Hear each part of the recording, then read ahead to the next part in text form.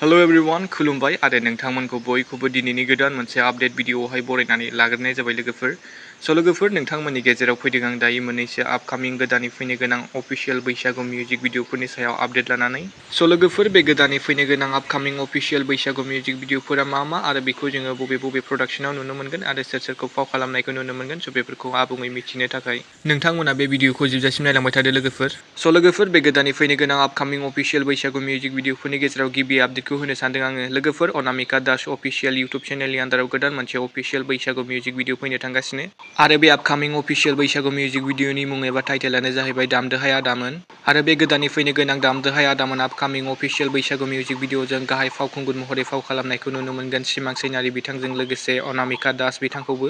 दामदोहाय आदामोन आपकामिं अफिशियेल बैसागु music भिडिअनि मेथाइखौ रोजाबदों अनामिका दास बिथांजों लोगोसे पवन सिंह बसुमतारी बिथां। ओमफ्राय लोगोफोर दायो बे आपकामिं अफिशियेल बैसागु मिउजिक भिडिअनि शुटिंआ सोलिगासिनो दं। नोंथांमोना सोर सोर नायनो थाखाय एक्साइटेड जाना दं कमेन्ट सेक्सनाव खोन्थाहरदो लोगोफोर आरो नायनो थाखाय सानैसो नेनानै थाथ'दो। लोगोफोर दायो आं नोंथांमोननो बेनिनो शुटिंनि ससे भिडिअ क्लिपखौ होना होनि नोंथांमोना नायना लाग्रोबानो जाबाय।